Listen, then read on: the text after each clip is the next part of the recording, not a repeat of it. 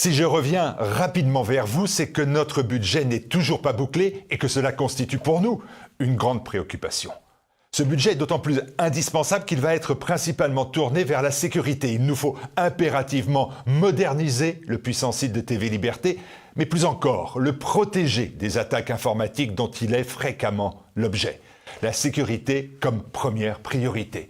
Je sais les efforts consentis par beaucoup d'entre vous et je n'ignore pas la difficulté supplémentaire des fins de mois actuellement. Mais si chaque abonné nous donne ne serait-ce que 1 euro, nous sommes sortis d'affaires pour plusieurs mois. C'est donc à notre portée.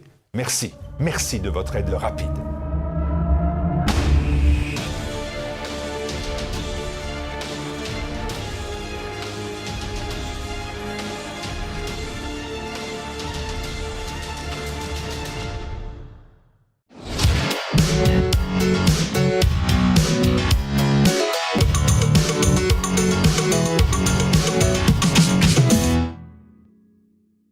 Chers amis téléspectateurs de TV Liberté, l'émission Synthèse, nous nous retrouvons à nouveau pour une émission un petit peu mélange aujourd'hui, puisque nous avons plusieurs invités et un grand absent, une fois de plus, mais ne vous inquiétez pas, il ne va pas tarder à revenir. Notre ami Philippe Randa est en rando. Est en rando? Ah bon? Il est parti en rando. Je me demandais la dernière fois où il s'était rendu, ben c'était en rando. Ah, Randa, Rando, Rendu, c'est ouais, bon. C'est le professeur, c'est le comique de l'émission. Quel humour. Ouais. Quel humour. Donc, Philippe Randa. J'ai fait mieux. Hein. Ah oui, on espère. Avec un air affligé, on espère. Alors, donc, Philippe. Faut s'échauffer. Philippe ne peut pas être non plus aujourd'hui parmi nous, mais la prochaine fois, c'est promis, juré, croix de bois, croix de fer, si je mange, je vais en enfer. Philippe sera de retour. Voilà. Donc, tout le monde il m'a chargé de tous vous saluer et bien sûr, nous pensons, nous attendons avec impatience. Et puis, nous avons, évidemment, monsieur le professeur, lui, fidèle au poste. Ben évidemment, c'est pas encore les vacances, alors vous pouvez venir. Vous avez du temps libre. Moi, je ne suis jamais en vacances. Il y a que pendant les vacances que vous êtes très occupé, en fait. Oui, souvent, je sais que les fonctionnaires... Alors, il faut mieux que je fasse attention, parce que j'ai 2 profs à la table. Mais surtout, exactement. Moi, je ne suis pas fonctionnaire. Je plaisantais. Oui, vous êtes un professeur indépendant. Voilà. Donc, bonjour, monsieur le professeur. Bonjour, Roland. Alors, nous avons 2 invités aujourd'hui qui vont parler de choses bien différentes, mais finalement un peu complémentaires. D'abord, nous avons justement le 2e professeur, Didier Le Serre. Bonjour Didier. Alors, bonjour. Didier Le Serre, nos téléspectateurs le connaissent. Il est déjà venu sur ce plateau à plusieurs reprises, en particulier pour nous présenter un livre passionnant qui a été édité il y a 2 ans maintenant à peu près, oui, c'est ça? 2 ans, à peu près 2 ans, oui. Qui est un cahier d'histoire du nationalisme consacré à Honoré d'Estienne-d'Orves et à la résistance monarchiste pendant la dernière guerre mondiale. Voilà exactement. Un cahier qui était très complet et qui est toujours très complet d'ailleurs, que l'on peut se procurer auprès de Synthèse Édition, synthèseédition.com. Et là, bientôt, vous allez sortir. Alors, il n'est pas encore sorti. On espérait un petit peu qu'il serait prêt, mais il est toujours... Et c'est pour bientôt. Ça va arriver très vite. Je continue de travailler ça va être très vite, sur l'ouvrage en question. Sur la fin de l'ouvrage, sur les corrections, dernières corrections de l'ouvrage en question. Et il va être bientôt à l'imprimerie et va bientôt être à disposition de nos lecteurs. Un livre, alors sur un sujet un petit peu analogue, enfin pas tout à fait, mais enfin quand même qui remonte à peu près à quelques années près à la même période. Exactement. Parlez-nous un peu de votre prochain livre, cher Didier. Donc, ce sera un numéro des cahiers d'histoire du nationalisme consacré cette fois à François de Larocque, donc le fameux colonel de Larocque, chef des Croix de Feu et ensuite du Parti social français. Donc c'est un numéro surtout sur la vie du colonel François de Larocque, alors sa carrière politique bien sûr qui est assez bien connue, mais aussi pour toute la première partie, sa carrière militaire qui elle est un peu moins connue et qui est pourtant extrêmement riche, hein, puisque c'est un personnage qui d'abord est mort jeune. François de Larocque est mort à 60 ans. Donc c'est très jeune, oui. Et donc on peut estimer que sa vie d'adulte a duré 40 ans. Et sur ces 40 ans, il en a passé la moitié dans l'armée française.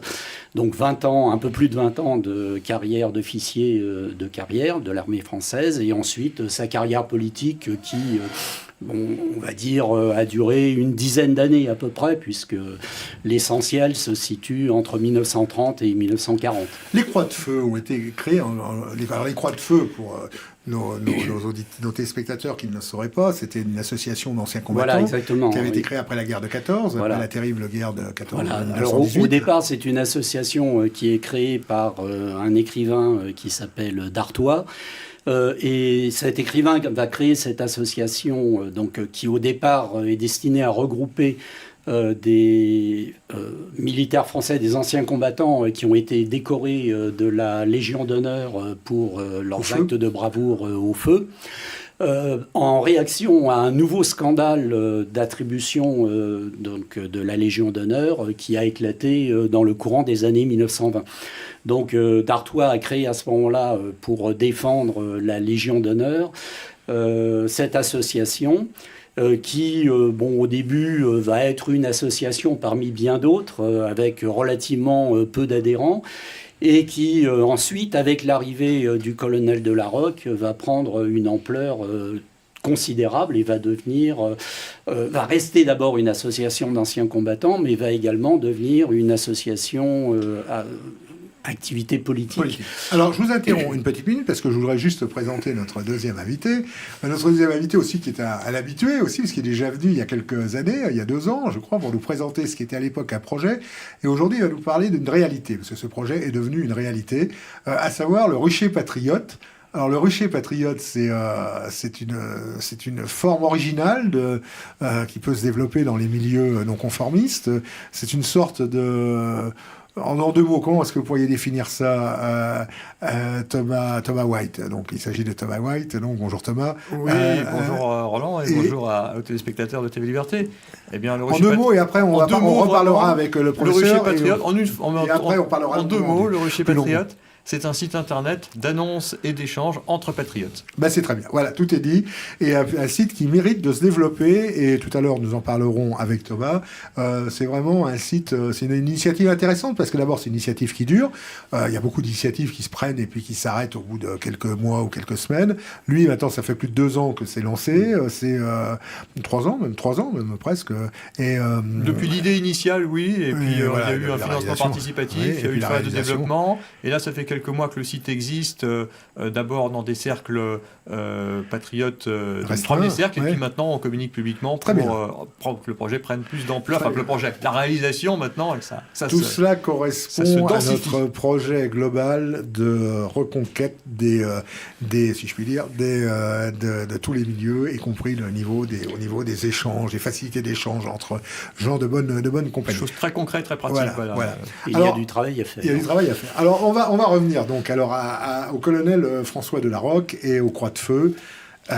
Et à votre livre qui va sortir très très prochainement. Voilà, et donc le colonel de Larocque qui, je le précise, se prénommait bien François et non pas Casimir, comme l'appelaient ses détracteurs. L'ont surnommé méchamment ses détracteurs, et cette appellation a fini par passer un peu dans l'imaginaire public, et aujourd'hui, beaucoup de gens d'ailleurs, pensent qu'il se prénommait Casimir, donc ce qui n'est absolument pas le cas. Beaucoup de choses à dire sur le colonel de Larocque. Donc je le précisais tout à l'heure, c'est un militaire de carrière, c'est un officier de cavalerie légère qui est sorti de Saint-Cyr en 1907, qui a participé à l'aventure coloniale, comme beaucoup de jeunes officiers à cette époque. Il a été lieutenant en Algérie, pour commencer, ensuite au Maroc. On est dans les années 20, là. Alors là, non, pas du tout. Non, on est vraiment avant la guerre de 1914. Ouais. Il est arrivé en Algérie vers 1911. Donc ensuite, il a demandé à être... il y est resté peu de temps. Il a demandé à être transféré aux confins de l'Algérie et du Maroc, dans une petite bourgade qui s'appelle Beni Ounif, où il a servi pendant quelques temps et où d'ailleurs il a contracté le paludisme qui va le faire souffrir pendant une bonne partie de son existence, puisque à partir de là, il aura des crises de palu à peu près tous les 2 ou 3 mois. C'est donc un officier qui ensuite va revenir en France. Il va faire un passage à Lunéville, donc toujours en tant qu'officier de cavalerie légère. Alors ce qui est important, voilà, Meurthe-et-Moselle. Là, il va participer avec son peloton de cavalerie à une compétition qui à l'époque était organisée par un journal qui s'appelait Le Matin, donc on est en 1912, qui s'appelait donc l'épreuve de fond pour unité de reconnaissance et peloton de cavalerie, ce qui va lui apporter un début de notoriété, puisque à la même époque, il va écrire un premier article dans une revue qui s'appelait la Revue hebdomadaire, pour donc un article consacré à la cavalerie, et il va donc attirer l'attention d'Albert Demain, qui est donc l'une des grandes figures du catholicisme social avec René de la Tour du Pin. Il va participer à peu près à la même époque au dîner annuel de la Revue hebdomadaire, donc dans laquelle il a donné ce fameux article. Et il va se retrouver à ce moment-là à la même table qu'un autre contributeur à cette revue qui s'appelle donc Monsieur Mauriac, qui est né d'ailleurs assez bizarrement 5 jours après le colonel François de la Rocque, donc il y avait une proximité. François Mauriac, exactement. Et donc, il va être amené à prendre la parole au cours de cette première réunion devant notamment Maurice Barrès, Albert Demain, Marc Sangnier, donc un certain nombre de figures de l'époque. Donc, il commence à avoir une petite notoriété, on va dire, dans certains cénacles, et puis il continue sa carrière d'officier. Il va donc ensuite rejoindre de nouveau le Maroc et participer donc à la pacification du Maroc qui est entreprise par le général Lyautey, donc futur maréchal Lyautey. Donc là, on est toujours avant la guerre la Première Guerre mondiale. Et donc encore, on peut dérouler sa carrière, mais enfin, il y aurait tellement de choses à dire. Donc il va... pour reprendre cette période de 1914, donc participer à la pacification, je le disais, en tache d'huile qui est organisée par Lyautey. Donc c'est un officier de Goum. À cette époque, il commande les cavaliers du 1er Goum à cheval. Donc il a une 50aine d'hommes sous ses ordres. Il est toujours lieutenant. Il va faire partie des colonnes mobiles qui participent à la prise de Khénifra. Donc là, on est en juin 1914. Et puis, bien évidemment, quand la guerre va éclater, comme ses camarades officiers, il demande à partir pour la métropole pour pouvoir participer à la défense de la patrie. Ce qui lui est refusé, comme à beaucoup de ses camarades, parce que Lyautey a besoin d'eux pour garder le Maroc à la France. Et donc, à partir de là, régulièrement, le colonel de la Rocque va demander à être transféré en vain en France pour rejoindre les tranchées, mais ça ne lui sera pas accordé. Donc, il reste au Maroc. Donc, il va rester au Maroc, et c'est là qu'en 1916, il va être grièvement blessé. Donc, il a été blessé non pas dans les tranchées, mais il a été blessé au cours d'un combat. Qu'est-ce qui s'est passé au Maroc à ce moment-là? Parce qu'en fait, on dit toujours évidemment la Première Guerre mondiale, voilà. Parce que tout le monde était mêlé à cette affaire-là. Oui. Mais concrètement, on sait comment ça s'est passé lors de la Seconde Guerre mondiale avec le renard du désert, l'Africa Corse, les riders anglais et tout ça, enfin toute cette guerre, les batailles irakiennes, bref, ça on connaît. Mais la Première Guerre mondiale, comment ça s'est passé? C'est une question qu'on se pose jamais. Qu'est-ce qui s'est passé dans la Première Guerre mondiale au Maroc et en Afrique du Nord? Ce qu'il faut savoir, c'est que à ce moment-là, donc quand la guerre éclate, la France ne contrôle qu'une partie du Maroc français. Alors déjà, il y a le Maroc espagnol, donc le nord du pays, qui est contrôlé par les Espagnols, enfin plutôt mal contrôlé. Le nord du pays, c'est pas le sud. C'est le nord, la côte qui est... Ceuta et Melilla, quoi. Voilà, exactement, et toute la côte jusqu'à Tanger qui est contrôlée par les Espagnols. Et le reste du Maroc est normalement territoire français. Mais en fait, la France ne contrôle que la côte ouest du Maroc, Tanger, les confins du Maroc et de l'Algérie. Et entre les deux, l'intérieur du pays, qui est peuplé de tribus berbères insoumises, échappe encore au contrôle. Et donc, le maréchal Lyautey, lorsque la guerre éclate, se voit dans l'obligation de transférer en métropole une partie de ses troupes.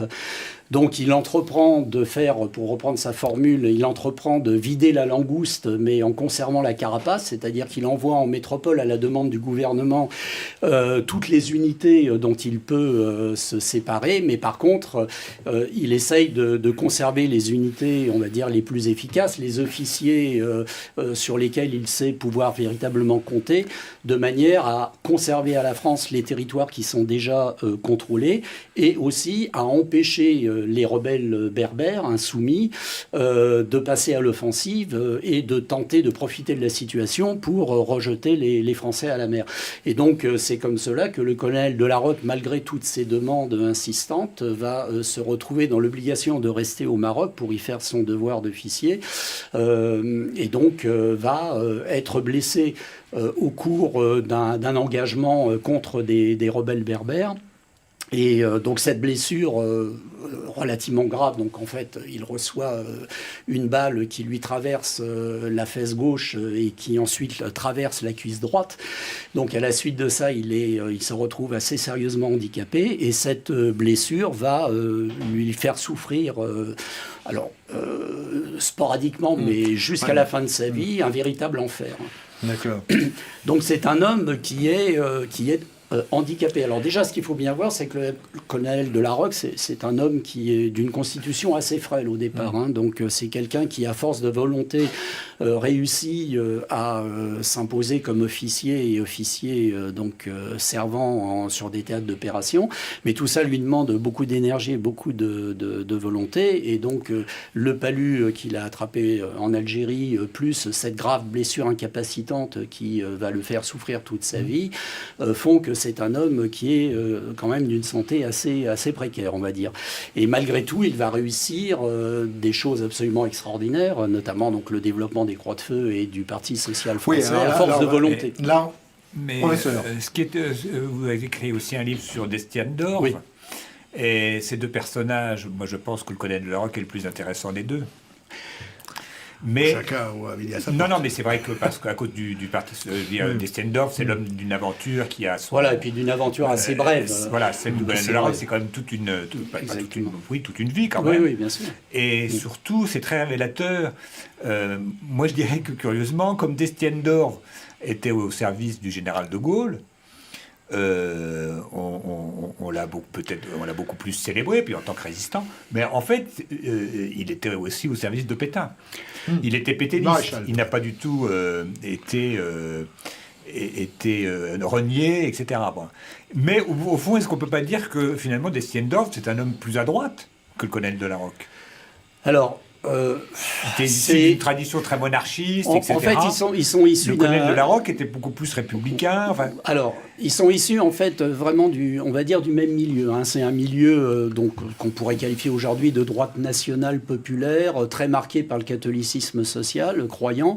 Il ne faut pas oublier que l'un des frères du colonel de Larocque, Pierre de Larocque, est donc un conseiller du comte de Paris. C'est un adhérent et un responsable de l'Action française. Donc, dans une partie de la famille, il y a cette tentation monarchiste que l'on retrouvait d'ailleurs aussi chez le père de François de Larocque, Raymond de Larocque, qui était un officier de l'artillerie de marine, qui finit général et qui a fait une carrière assez brillante au ministère de la Marine, puisqu'il a été notamment rapporteur pour le budget de l'artillerie de marine. Donc ce sont des milieux assez similaires. similaire, je dirais. Le colonel de la Rocque, c'est un homme de droite, mais c'est un républicain, ou tout au moins c'est un homme qui se rallie à la République, parce que je pense qu'il part du constat que la majorité des Français se sont ralliés à la République, acceptent la République, et donc il entreprend de tenir compte des réalités, en fait. Il a écrit un livre, je crois, c'est ce qui sont peut-être un peu ses mémoires, alors il a... Pourquoi je suis républicain. Alors il a écrit, ce livre, Pourquoi je suis républicain, donc c'est un recueil de textes de nature très différente, mais il a aussi écrit un autre ouvrage qui s'appelle Service public, dans lequel il a exposé l'essentiel de ses idées. Et en fait, il n'y a pas de doctrine chez le colonel de la Rocque. D'abord, les croix de feu, il le dit lui-même, c'est d'abord et avant tout une mystique. C'est la mystique ancien combattant, la fraternité des tranchées.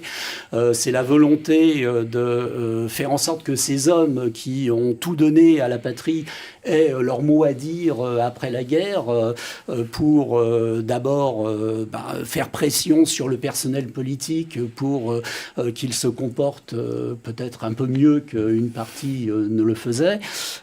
Pour dénoncer les scandales qui, bien évidemment, ne peuvent que choquer ces anciens combattants qui se disent nous n'avons pas fait ce que nous avons fait pour cette situation, pour cette crise politique que l'on connaît en France après la guerre, dans les années 20, les années 30. Donc cette succession de gouvernements qui n'arrivent pas à se maintenir en place, qui n'arrivent pas donc à développer durablement une politique, ce qui va choquer d'autant plus que la crise ensuite arrive à partir de 1931, la grande crise, la grande dépression qui touche la France vraiment à partir de 1931. Donc il y a cette incapacité des gouvernements, et face à ça, il y a une volonté bien évidemment d'agir, de peser, de moraliser la vie politique, de peut-être construire aussi, de donner à la France un État fort, un État capable de sortir la France de cette ornière. Surtout qu'il me semble que ce qui était... il y avait les affaires dont vous parlez, mais il y avait les sortes célèbres, assez croustillantes d'ailleurs, l'affaire Stavisky, l'affaire Oustric, etc. Donc, on retrouvait des gens morts de 3 balles dans la tête, accidentellement. Donc l'affaire Stavisky qui va véritablement, on peut dire, avec la fameuse manifestation du 6 février 1934, va véritablement lancer le mouvement Croix de Feu. Et c'est à partir de cette manifestation du 6 février que les Croix de Feu vont connaître un développement extrêmement rapide, puisque de mémoire, en 1934, au début 1934, il y a à peu près 35 000 adhérents. Donc en 1939, il y aura entre 600 000 et 1 million. En 1936, pardon, avant la dissolution, 39 c'est le PSF, mais en 1936, au moment de la dissolution des Croix de Feu, il y aura entre 600 000 et 1 million d'adhérents. Donc, Et il me semble qu'il y a aussi, dans la vie politique de l'entre-deux-guerres, il y a une espèce d'immobilisme intellectuel, c'est-à-dire qu'en fait beaucoup d'hommes politiques ont commencé leur carrière avant-guerre, les hommes qui sont au gouvernement, certains vont la continuer d'ailleurs après la guerre, avec toujours un peu les mêmes thématiques de la Troisième République, puisqu'elle a survécu à la Première Guerre mondiale. Et je pense que, moi, ce que je trouve, c'est que... Mais même à droite, vous avez quand même l'Action française qui reste quand même un petit peu dans une logique de l'avant-guerre. J'ai l'impression que dans une certaine mesure, elle ne comprend pas vraiment ce qui se passe en Allemagne et en Italie. Oui, exactement. Elle est obsédée par cette question royaliste. Et il me semble que le colonel de la Rocque, lui, se dégage un petit peu de ça. Et c'est ce qu'on connaît mal, souvent. Voilà, exactement. Bainville avait quand même abordé le problème. Bainville avait quand même abordé le problème. Bainville. Mais déjà, il est mort avant que le nazisme existe. Déjà, ce qu'il faut voir, c'est que donc, le colonel de la Rocque, je le rappelais tout à l'heure, c'est en 37. Il est en 37, Bainville. Le colonel de la Rocque, je le rappelais tout à l'heure, c'est un officier d'abord, un officier de cavalerie légère. Donc normalement, c'est un homme de coup de main en principe au départ, c'est-à-dire qu'il est là pour opérer des actions de reconnaissance, des coups de main très rapides. Donc ce qu'on demande à un officier de cavalerie, c'est d'avoir légère, c'est d'avoir un coup d'œil sûr, d'être capable très rapidement d'évaluer une situation, de prendre des décisions aussi extrêmement rapidement. Mais on leur demande aussi une certaine prudence, c'est-à-dire de ne pas se lancer dans des actions inconsidérées qui pourraient se terminer très mal dans la mesure où vous êtes à la tête de 50 ou 60 cavaliers seulement. Donc il ne s'agit pas de charger comme une tête folle sabre au clair. Et ça va très profondément marquer aussi son action politique. Et ça lui sera reproché par certains qui ne comprennent pas justement ce qu'ils prennent pour de l'attentisme ou pour des excès de prudence. C'est qu'en fait, le colonel de Larocque répugne à entraîner les hommes qui lui font confiance et qui le suivent dans des aventures inconsidérées qui ne mènent, selon lui, nulle part. Donc c'est vrai qu'il fait preuve d'une certaine prudence, mais en même temps, il y a véritablement chez lui la volonté d'agir, la volonté de peser et de jouer un rôle. Et ça explique aussi pourquoi il va, avec ses adjoints, consacrer autant d'efforts à développer ce mouvement et à en faire le seul grand mouvement de masse que la France de cette époque et l'un des seuls grands mouvements de masse que la France ait connu tout au long de son histoire récente. Les Croix de Feu sont dissoutes par le Front Populaire. Voilà. Le Front Populaire en 1936. Voilà, en juin 1936. Se reconstitue rapidement. Alors très rapidement, dès le mois de juillet, le mois suivant, le Parti social français. Et ce que on en parle peu, à dire vrai. En 1940, il devait y avoir des élections, si je ne m'abuse, et les Croix de Feu étaient, le Parti social français était donné gagnant. Alors exactement, c'est notamment ce qu'expliquait par exemple le professeur René Raymond. Il est très probable que si les fameuses élections législatives de 1940 avaient eu lieu, elles aient été remportées par le Parti social français. Il faut savoir que lorsque la guerre éclate, le Parti social français a 11 députés. Il a plus de 2700 maires, il a 10 000 conseillers municipaux et on pense qu'il aurait très probablement eu plus de 100 députés si ces fameuses élections avaient eu lieu. Donc c'est un parti qui compte à cette époque, mais c'est surtout un parti qui se veut, parce que c'est la volonté du colonel de Larocque, indépendant et qui est très jaloux de son indépendance.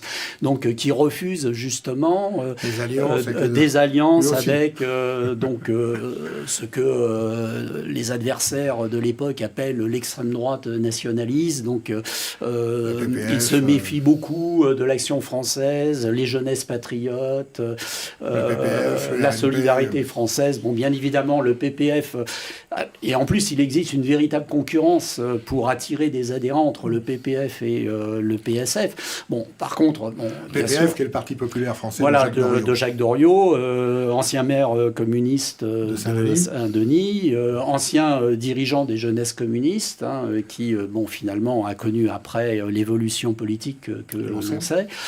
Mais le colonel de Larocque, c'est vraiment un personnage assez fascinant et sur lequel il y a énormément de choses à dire. Alors, le colonel de Larocque, donc après la dissolution des Croix de Feu, donc crée le PSF, et là, le PSF, en fait, a une existence, malgré tout, assez courte, de 4 ans. Oui, donc c'est juillet 1936 jusqu'en 1940, et en 1940, il abandonne, en fait, ses activités politiques pour devenir le Progrès social français.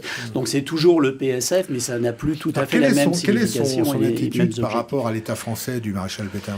Alors, le colonel de Larocque a connu le maréchal Pétain avant la guerre, puisque je parlais tout à l'heure de sa présence au Maroc. Il a été donc présent au Maroc sous Lyautey, et ensuite le colonel de Larocque est revenu au Maroc dans les années 20, au moment de la guerre du Rif. Ouais. Et il revient au Maroc. La guerre du Rif, là, en 2 mots.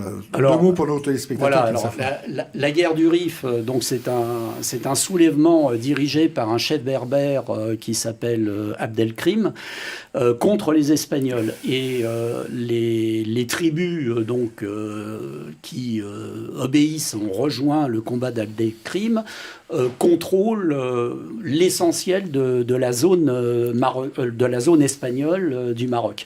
Les Espagnols se retrouvent dans une situation extrêmement périlleuse, extrêmement difficile. Ils sont rejetés sur les côtes. fait, il ne contrôle plus que quelques petites parcelles du nord du Maroc. Et donc, bien évidemment, très vite, les forces d'Abdelkrim, qui va créer une république du Rif, et qui a déclaré le djihad, puisqu'il y a toujours une dimension... déjà, oui. Mais de toute façon, depuis l'arrivée des colonisateurs chrétiens en Afrique du Nord, le djihad est d'actualité. C'est toujours au nom de ce djihad que les soulèvements se produisent. Et donc, c'est le cas pour Abdelkrim. Il y a une dimension politique, mais une dimension religieuse dans ce soulèvement. C'est l'armée française. Et donc, très vite, cette République du Rif devient une menace pour la partie française du Maroc. Et donc, les Rifins vont finir par passer à l'offensive, comme l'avait d'ailleurs prévu Lyautey. Lyautey avait prévenu le gouvernement français que les Rifins finiraient par attaquer. 1920, à peu près. Donc on est au début des années 20, on est en 1923, 1922-1923. Et donc, c'est à ce moment-là que François de la Roque va faire son retour au Maroc en tant qu'officier du service des renseignements. Donc c'est ce qu'on appellera un peu plus tard le service des affaires indigènes. Il va diriger pendant la guerre du Rif d'abord le 2e bureau du 19e corps d'armée, qui est le principal corps d'armée qui lutte contre les Rifins, qui est donc dirigé par le général Bouachu. Et ensuite, il va devenir le chef du 2e bureau du corps d'armée du Maroc. Donc il a quand même un poste extrêmement important, et donc il joue à son niveau, il joue un rôle dans cette guerre du Rif et dans les opérations qui vont amener à la reddition d'Abdelkrim. Il durera combien de temps? Alors, en 1926, la guerre du Rif va se terminer, et donc c'est d'ailleurs l'adjoint du colonel de la Roque de l'époque, donc qui s'appelle Robert Montagne, qui est donc un officier français qui parle à la fois arabe et berbère, qui va être l'un des 2 officiers qui va persuader Abdelkrim de se rendre en mai 1926, et ce qui va mettre donc fin à cette guerre. Alors Abdelkrim finalement va être exilé à La Réunion, et puis donc il va quitter le Maroc et il n'y reviendra pas, et il fera un séjour en exil. Le colonel de la Roque, dans sa carrière militaire, a ponctuellement joué parfois des rôles importants. Par exemple, toujours dans les années 20, il a été membre de la mission militaire française à Varsovie. Donc là, on est juste après la guerre qui a opposé les Polonais et la Russie bolchevique. Donc la France envoie en Pologne une mission militaire, et le colonel de la Roque à cette époque est le chef de cabinet du commandant qui commande la mission militaire française à Varsovie. Il va aussi devenir en quelque sorte l'agent de liaison entre l'état-major français et l'état-major polonais. Ce qui l'amène à être en contact avec le maréchal Pilsudski, qui est le président de la République polonaise, et aussi avec le Premier ministre de l'époque, Sikorski. Donc le colonel de la Roque a joué un véritable rôle avant... C'est Weygand à cette époque-là qui commande alors Weygand, c'est un petit peu après. Weygand, ce sera un petit peu après. Du miracle de la Vistule. Mais le colonel de la Roque a fait pendant longtemps partie de l'état-major du maréchal Foch. Et là, il va connaître le général Weygand.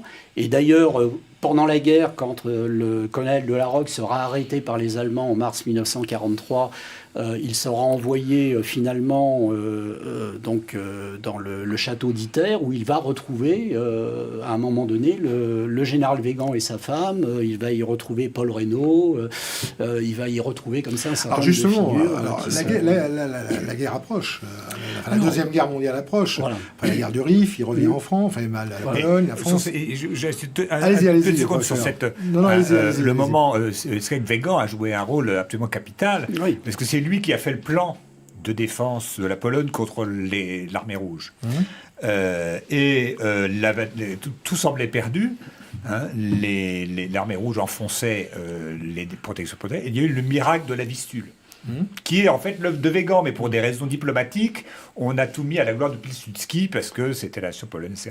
Mais vous regardez la carte, vous avez à cette époque-là des forces communistes armées à l'intérieur de l'Allemagne et de la Hongrie qui sont en révolution énorme.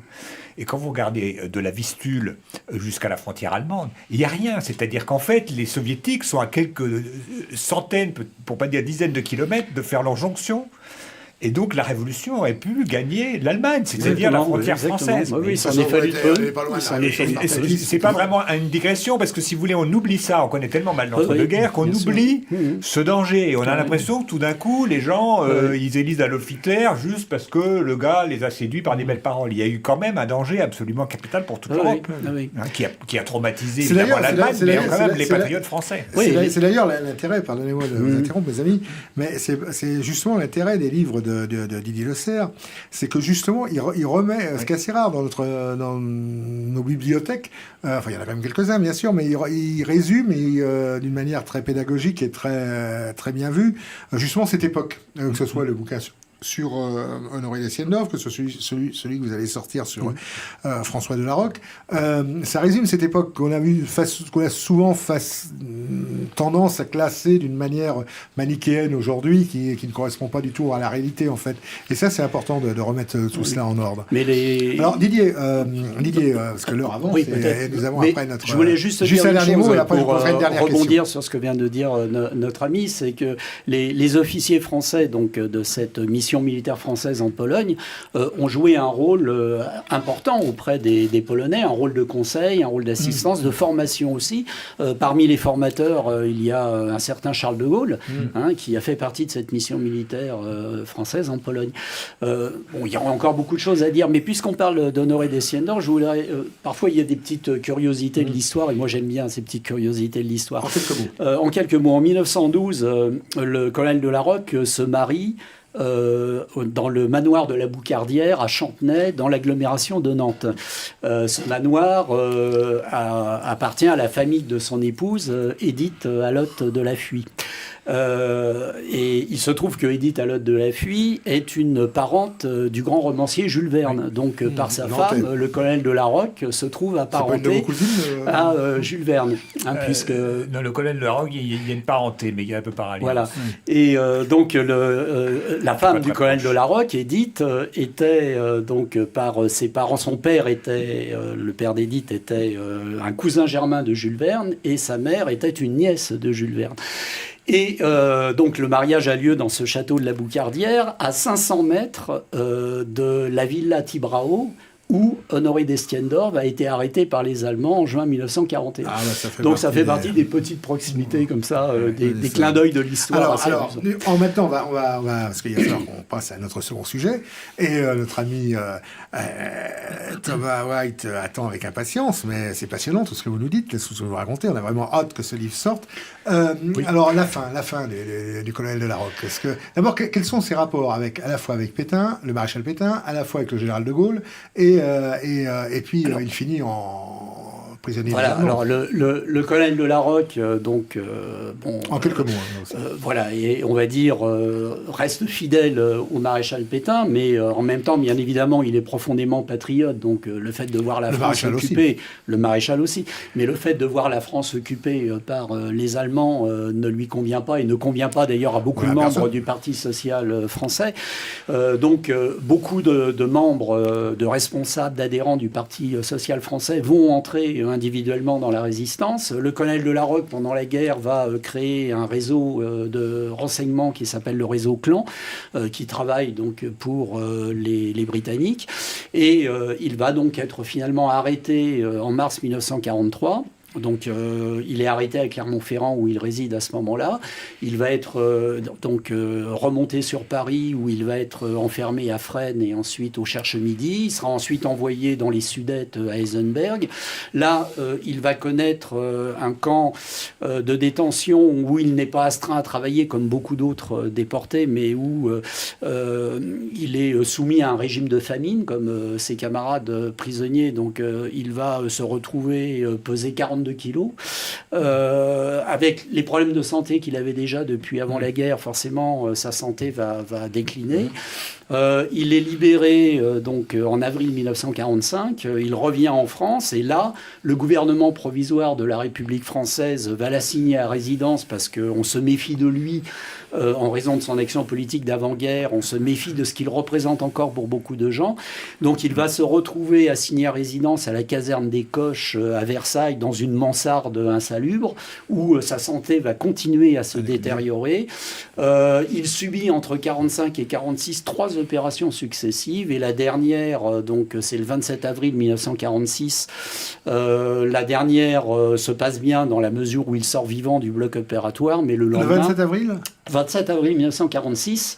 Et le 28 avril, le lendemain, le colonel de la Roque rend son dernier soupir. Il meurt... en 46, il est mort. En 1946. Donc il est né en 1885 et il est mort en 1946. Très bien, Didier. Bah, écoutez... Son originalité par rapport à l'Action française ou au PPF, c'est qu'en fait, c'était un des seuls mouvements nationalistes qui était prêt à jouer le jeu des institutions de la Troisième République, au bout du compte.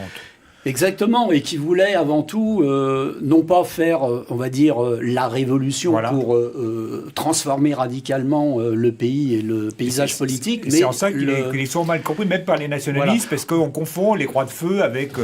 on peut dire qu'à sa façon... dans les programmes scolaires, les ligues, voilà. Ce sont des méchants. C'est un précurseur de ce qui sera après la guerre, le mouvement gaulliste, avec notamment le RPF, et qui débouchera sur la mise en place de la 5e République. Beaucoup de gens du RPF et tout ça étaient issus du PSF. Oui, on peut... Didier Le Serre, il faut qu'on arrête parce qu'on ne se lasse pas de vous écouter. C'était passionnant, On attend avec impatience la sortie donc, du cahier d'histoire du nationalisme. Des risques d'inviter 2 professeurs d'un coup. Professeur, taisez-vous. Vous êtes toujours là. On est payé pour ça. Il y a notre ami qui va pouvoir parler. Alors, donc le cahier d'histoire du nationalisme numéro 23, je crois, ou 24, je ne sais plus, consacré à François de la Roque, l'armée, les croix de feu, le PSF. Voilà, qui s'appellera Une vie de combat au service de la France. Voilà. Donc, très prochainement, nous le présenterons à cette émission. On vous a invité un petit peu avant. On espérait qu'il soit sorti, mais c'est pas le cas. Mais ça va être pas tardé. Merci Didier. Merci. Merci à bientôt. Je rappelle aussi que vous êtes rédacteur au journal Synthèse, à la revue Synthèse Nationale, dans laquelle vous donnez des articles, et que dans le dernier numéro en particulier, vous êtes intéressé, si je ne m'abuse, au wokisme. Non, au résultat déjà des élections et à l'implantation des gangs nigérians. En France, c'est ça, exactement. Très bien. Et nous allons recevoir maintenant, nous allons passer à notre second invité de cette émission. Qui a été très sage pour l'instant. Qui a été très sage, oui, on peut le dire. Essayez d'être aussi sage que lui, vous n'intervenez pas trop, ou alors à bon escient. C'était passionnant, donc quand c'est passionnant, on écoute avec... Donc, Thomas White, vous êtes le président, ou le directeur plutôt, mais pas le général. Donc, le président du Rucher Patriote. Président, parce que c'est une association, donc on a un statut associatif. C'est une association, d'accord. Que vous avez créée, donc, comme je l'indiquais tout à l'heure, depuis maintenant 2 ans. Alors, vous nous avez présenté en 2 mots. Le Rucher Patriote, c'est donc un site d'échange à l'attention destinés aux patriotes d'une manière générale, aux non-conformistes aussi, qui voudraient échanger entre gens de bonne compagnie, si je puis dire, un certain nombre de choses. Alors ça, c'est très vaste. Alors expliquez-nous un petit peu tout ce que vous avez fait, et surtout aujourd'hui, au bout de 2 ans d'existence, un petit peu le bilan de ces 2 ans. Alors, en quelques minutes. Ça fait pas du tout 2 ans que le site est ouvert. Hein. Oui, ça fait comme on disait tout à l'heure, depuis l'idée. Parce qu'en fait, on est parti d'une idée. On a lancé l'idée et fait un financement participatif pour voir si ça... Vous étiez venu en parler ici. Oui, voilà, exactement. Et à l'époque, c'était juste une idée et on voulait voir s'il y avait du répondant et il y en a eu, puisqu'on a eu un financement participatif qui nous a permis de payer des développeurs pour coder le site. Donc il y a eu une phase de développement et le site, finalement, lui-même n'est ouvert que depuis quelques mois et nous communiquons publiquement dessus. Là, c'est tout récent que depuis 2 ou 3 semaines. Alors, l'adresse du site, on peut arriver. Du site. Alors, pour trouver le site, vous tapez tout simplement Rucher Patriote dans un moteur de recherche. Rucher comme pour les abeilles. Et vous allez tomber sur le site. C'est rucher-patriote.fr sinon. Et vous pourrez découvrir déjà l'initiative et si vous souhaitez le rejoindre, il y a un petit formulaire pour ça. Alors, le principe du Rucher, c'est un site d'annonce et d'échange entre patriotes. C'est une sorte de Le Bon Coin, si vous voulez, pour une comparaison entre patriotes. qui vise un public qui se retrouve, comme vous l'avez dit, dans nos valeurs patriotes. Ouais. Alors, comment est-ce qu'on définit ce qu'est un patriote, nous, hein, on a notre charte des valeurs, on a notre manifeste que tous vos auditeurs peuvent aller trouver sur le site, et qui leur donnera la définition que nous, on donne de ce que c'est qu'un patriote. Pour nous, un patriote, c'est simplement quelqu'un qui a une conscience et qui a une conscience de temps long. On a mis 3 chiffres sur notre site, 1500 ans d'histoire de France, 3000 ans d'histoire de la civilisation européenne, si on remonte jusqu'à Homère, et la France est l'un des pays phares de la civilisation européenne, et puis peut-être plusieurs dizaines de milliers d'années d'histoire des peuples européens, et en particulier gaulois, normands, germaniques, romains, qui vont donner la France, et on le constate, et on fait tous partie de ceux qui le déplorent, depuis 50 ans seulement, un temps beaucoup plus court, rapporté à ce temps long immense, ce qui nous paraît être une déliquescence, en tout cas quelque chose de dislocation qui inquiète énormément de gens. Et ça inquiète d'autant plus de gens qu'on en parlait un peu tout à l'heure, la difficulté des états-majors qui datent pas d'hier à faire l'union, on le voit encore aujourd'hui, à faire l'union des patriotes par le haut, donne parfois un peu d'inquiétude, voire de désespoir à certains, de se dire mais l'horizon politique est donc bouché, on n'arrivera pas à redresser la situation. Alors, en attendant que les états-majors... Ne jamais désespérer. Voilà, absolument. Ne jamais désespérer, c'est tout à fait notre philosophie. Alors, en attendant que les états-majors politiques soient capables peut-être de faire une union des patriotes par le haut, nous, on essaye de faire une forme d'union des patriotes par le bas, par quelque chose de très concret, aider les patriotes à se trouver, parce que beaucoup se sentent isolés. Il y a des gens qui, comme nous autour de cette table, sont peut-être assez engagés dans des structures militantes, suivent des conférences, etc., qui ont peut-être qui rencontrent beaucoup de gens, mais il y a beaucoup de patriotes, j'en croise beaucoup, parce qu'ils sont pris par leurs obligations familiales, parce qu'ils sont pris par leurs obligations professionnelles, n'ont pas un environnement, n'ont pas toujours le temps de s'engager, et n'ont pas un environnement où ils croisent des gens qui pensent comme eux. Ou alors, parfois, certains en croisent, mais sans même le savoir, parce qu'ils n'osent pas l'aborder. Vous savez, il y a un certain nombre de millions de gens qui ont voté patriote, absolument, il y a quelques semaines. Plusieurs millions. Tout le monde, ils ne se connaissent pas. Et réaliser le potentiel que ça représente, si ne serait-ce que 1 ou 2% de ces plus de 10 millions de personnes, 13 millions qui ont voté pour des camps, pour des candidats, qu'on pense d'eux, avec les nuances, patriotes. Si ne serait-ce que 1 ou 2% se mettaient en réseau, ça fait des dizaines, voire des centaines de milliers de personnes qui échangent entre elles, prioritairement, qui essayent, chaque fois que c'est possible, de réorienter leurs échanges les plus basiques. Je cherche une voiture, je vends une voiture, je donne des livres, je cherche un emploi, je cherche une carte d'enfant, j'ai besoin d'aide administrative, je cherche une maison pour aller en vacances dans le sud de la France ou à la campagne en Picardie. Voilà, je cherche des musiciens pour jouer avec moi, faire une randonnée entre patriotes et des choses comme ça. Alors tout ça, on le trouve sur votre site. Tout ça, on peut le trouver, absolument, on le trouve sur notre site. On a déjà des gens qui ont mis des annonces pour avoir organisé une randonnée patriote, qui l'ont fait. On a déjà des gens qui cherchent des musiciens, on a des gens qui cherchent des chanteurs pour monter des chœurs. On a tout un tas de choses comme ça. Le dernier ouvrage du professeur Le Serre, qui pourra tout à fait le mettre. Voilà, c'est bonne initiative. Tout à fait. On a des gens qui ont trouvé de l'emploi. Une photo dédicacée du professeur. Voilà, on peut éventuellement... Un objet rare. L'objet rare, coûte cher. Tout type d'annonce, tout type d'échange. Et si, comme je disais, 1 ou 2%, ne serait-ce que du camp patriote, se mettaient en réseau et réorientent chaque fois que c'est possible leurs échanges, sans forcément dépenser plus. Simplement, quand vous, au lieu d'acheter une voiture au premier Pékin venu sur le Bon Coin, si vous la trouvez, si vous pensez aller sur le Rocher Patriote, vous la trouverez peut-être pas, parce qu'on n'a pas encore autant d'annonces, évidemment, qu'on va pas rivaliser avec le Bon Coin tout de suite, c'est certain. Mais si vous la trouvez, vous pouvez prioritairement passer par ce biais-là. Et comme ça, on développe une économie patriote. C'est pas le Bon Coin, c'est le Très Bon Coin, en fait. Mais moi, je trouve que ces choses-là sont très, très intéressantes, parce que comme vous faites remarquer, militer, c'est bien. Beaucoup de gens n'ont pas le temps, parce que la vie est ainsi faite. Et en fait, il y a plein de choses qui sont du militantisme et qui sont votre vie. C'est pour ça que, par exemple, dans les écoles, quand les gens font des écoles, ils s'en occupent, mais ça fait partie de leur vie, parce qu'ils mettent leurs enfants à l'école. Absolument. Et Et les gens se rendent compte. Et ça n'oblige pas, comme vous dites, à un unanimisme de vote politique. Absolument pas. Et les gens peuvent voter pour le Rassemblement national pour les mêmes raisons, en fait, qui leur appartiennent. Ce sont des gens qui se retrouvent sur un socle de valeurs communes qui sont vraiment l'ancrage dans le temps long de notre histoire et la volonté de continuer à vivre en France, selon notre mode de civilisation, tout simplement. Ceux qui se retrouvent dans ce socle de base-là qu'on a mis sur notre site. Alors, on parlait d'écoles, d'ailleurs, il y a des gens qui ont mis des annonces pour trouver des professeurs pour des écoles libres ou trouver d'autres parents qui veulent monter une école libre. Il y a des gens qui se sont rencontrés grâce au Rucher, grâce à ça, pour développer des projets d'écoles libres. Mais il y a un mouvement, en fait, il y a actuellement il y a un peu deux choses. Il y a le mouvement de l'esprit de rassemblement national, mais il y a aussi une idée qui est très à la mode dans les milieux patriotes, c'est l'idée de sécession.